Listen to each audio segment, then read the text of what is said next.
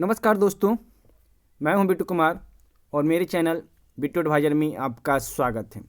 केंद्र की तर्ज पर बिहार सरकार लागू करेगी यह व्यवस्था, शिक्षक दस्ता डिग्री अब जीवन भर मान्य। जी हां, ये एक बड़ी खुशखबरी है बिहार के छात्रों के लिए, क्योंकि जब केंद्र सरकार इसे सीटेट में लागू कर चुकी है तो बिहार सरकार भी इसे आज के डेट में लागू कर दिया गया। तो किन के लिए ये न्यूज़ है, कब से लागू हुआ है, किन को फ़ायदा होगा, किन को नहीं फ़ायदा होगा, पूरा डिटेल इस वीडियो में आपको हम बताने वाले हैं।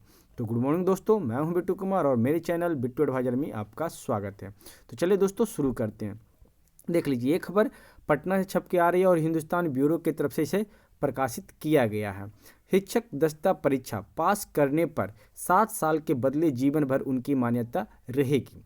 जो पहले सीटेट, बीटेट, एस्टेट जो देते थे उनकी वैलिडिटी 7 साल की रहती थी। कोई स्टेट में टेट की वैलिडिटी जैसे यूपी में 5 वर्ष का लगता है, झारखंड में भी 5 साल का देता है, लेकिन बिहार में 7 साल था। लेकिन अब इसे बढ़ाकर लाइफ टाइम कर दिया गया है। केंद्र सरकार की तर्ज पर बिहार सरकार इस व्यवस्था को लागू करेगी। राज्य सरकार को केवल केंद्र से विधिवत पत्र या आदेश मिलने का इंतजार है, यानी कि अभी एनसीटी से इन लोगों का पत्र जारी नहीं हुआ है। एनसीटी से डिसीजन लिया गया है, शायद हर एक स्टेट को अभी पत्र नहीं भेजा है। जैसे ही नोटिस या पत्र भेज दिया जाएगा, इसे पूर्ण तरह लागू कर दिया जाएगा। नवल किशोर यादव व सुबोध कुमार के धनकर्षण के जवाब में मंगलवार को विधान परिषद में शिक्षा मंत्री विजय कुमार चौधरी ने यह जानकारी दी। मंत्री ने कहा कि राज्य की उच्च माध्यमिक विद्यालयों में शिक्षक के पद पर नियुक्ति हेतु शिक्षक पात्रता परीक्षा STAT उत्तीर्ण होना अनिवार्य है। यानी कि अगर आप टीचर बनने वाले हैं या टीचर बनने के लिए सोच रहे हैं तो माध्यमिक के लिए आपको STAT उत्तीर्ण होना बहुत आवश्यक है। अब NCT के गाइडलाइन के अनुसार अब 12 तक भी आपको टेट पास करना बहुत ज़रूरी है। अगर आप टेट पास नहीं करते हैं तो आपको स्कूल में नहीं लिया जाएगा। ये नया रूल लागू किया गया है, लेकिन अभी इसे पूरी तरह से धरातल पर नहीं लाया गया है। इस प्रमाण पत्र की वैधता अभी 7 साल है। STAT 2012 में उत्तीर्ण अभ्यर्थियों के प्रमाण पत्र की वैधता जून 2019 में समाप्त हो रही थी। विभाग ने अगले 2 वर्ष के लिए विस्तारित किया गया है, यानी कि जिनका समाप्त हो रहा था उनको 2 साल बढ़ा दिया गया था। संबंधित अभ्यर्थियों को उक्त नियोजन की कार्रवाई में सम्मिलित होने का अवसर दिया गया। NCTT द्वारा कक्षा 1 से 8 तक के लिए TET प्रमाण पत्र की वैधता 7 साल तक दी जाती है। 29 सितंबर 2020 को NCT के आम सभा की बैठक की कार्रवाई में यह बात सामने आई है कि TET की वैधता जीवन भर किया जाए। इस कार्रवाई की प्रति वेबसाइट पर उपलब्ध है, लेकिन इसे भविष्य के प्रभाव से लागू किया जाना है। यानी पूर्व से जो TET परीक्षा पास हैं उनके प्रमाण पत्र की वैधता जीवन भर लागू करने से पहले विधिक परामर्श लिया जाना होगा।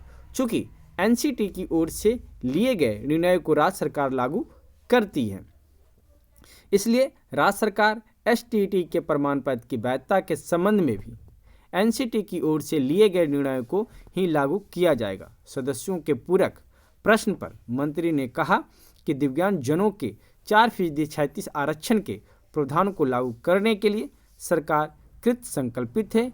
कोर्ट में दायर बाद में भी सरकार ने अपनी स्थिति स्पष्ट कर दी है।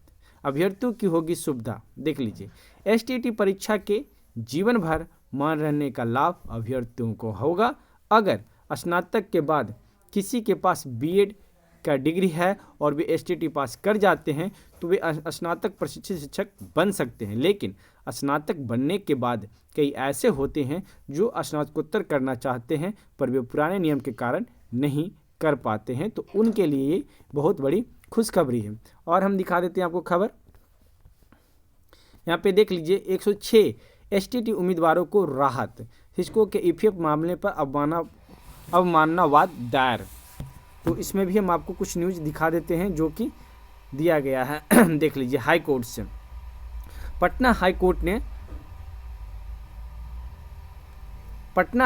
ने 28 जनवरी 2020 को हुए STAT परीक्षा में कदाचार और कुव्यवस्था को लेकर हंगामा करने वाले छात्रों के खिलाफ प्राथमिक दर्ज करने तथा परीक्षा से वंचित 106 छात्रों को बड़ी राहत दी है। आपको बता दें कि हाल में जो स्टेट का एग्ज़ाम हुआ था उसमें बीएसबी यानी कि बिहार विद्यालय परीक्षा समिति ने एफआईआर प्राथमिक दर्ज करवा दी गई थी, लेकिन पटना हाई कोर्ट से इन 106 कैंडिडेट को राहत दिया गया है।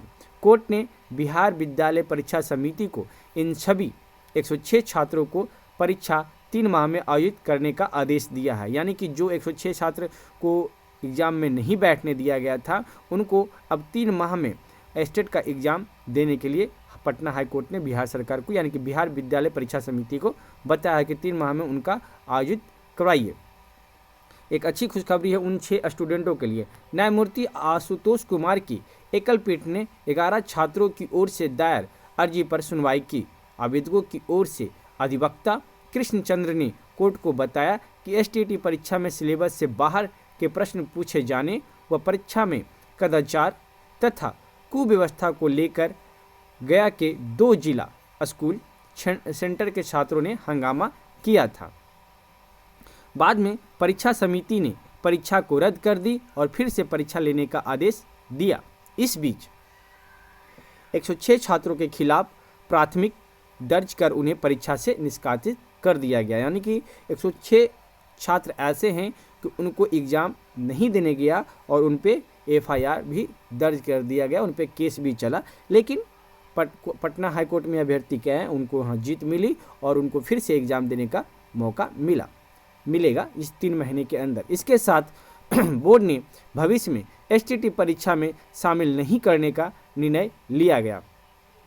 उनका कहना था कि जब परीक्षा समिति ने एसटीईटी परीक्षा को ही रद्द कर दी तो फिर इन छात्रों को परीक्षा से कैसे वंचित किया जा रहा है। उनका कहना था कि इन छात्रों को एडमिट कार्ड जारी नहीं करना न्याय संगत नहीं है। वहीं बिहार विद्यालय परीक्षा समिति की ओर से 106 छात्रों को परीक्षा से निष्कासित किए जाने तथा भविष्य में होने वाली परीक्षा से वंचित करने के निर्णय को सही करार देने का भरपूर प्रयास किया गया, लेकिन कोर्ट के कड़े रुख के सामने टिक नहीं सके। यानी कि पटना हाई कोर्ट से बीएसबी यानी बिहार विद्यालय परीक्षा समिति को फटकार लगी है। अब यहाँ पे देख लीजिए, शिक्षकों के ईपीएफ मामले पर अवमानना वाद दायर। राज्य के पंचायती राज व नगर निकायों के अंतर्गत कार्यरत शिक्षकों व पुस्तकालय अध्यापकों को हाई कोर्ट के न्यायाधीश व उल्लंघन व कर्मचारी भविष्य निधि अधिनियम 1952 के प्रावधानों के अनुसार नियुक्ति तिथि से ईपीएफ का लाभ नहीं देने को लेकर पटना हाई कोर्ट में अवमानना वाद दायर की गई है। इसमें कर्मचारी भविष्य निधि संगठन के क्षेत्रीय आयुक्त, राज्य के मुख्य सचिव, शिक्षा विभाग के प्रधान सचिव, निदेशक माध्यमिक शिक्षा और निदेशक प्राथमिक शिक्षा के विरुद्ध अवमानना की गई है। अवमानना वाद दायर करने वाले शिक्षक नेता सिद्धार्थ शंकर ने बताया कि पटना हाई कोर्ट द्वारा 17 सितंबर 2019 को दिए गए अपने न्यायाधीश में कर्मचारी भविष्य निधि संगठन के क्षेत्रीय आयुक्त को नियोजित शिक्षकों को 60 दिनों के अंदर कर्मचारी भविष्य निधि अधिनियम 1952 के प्रावधानों का कड़ाई से पालन करने कहा गया था, लेकिन अभी तक कुछ नहीं हुआ है।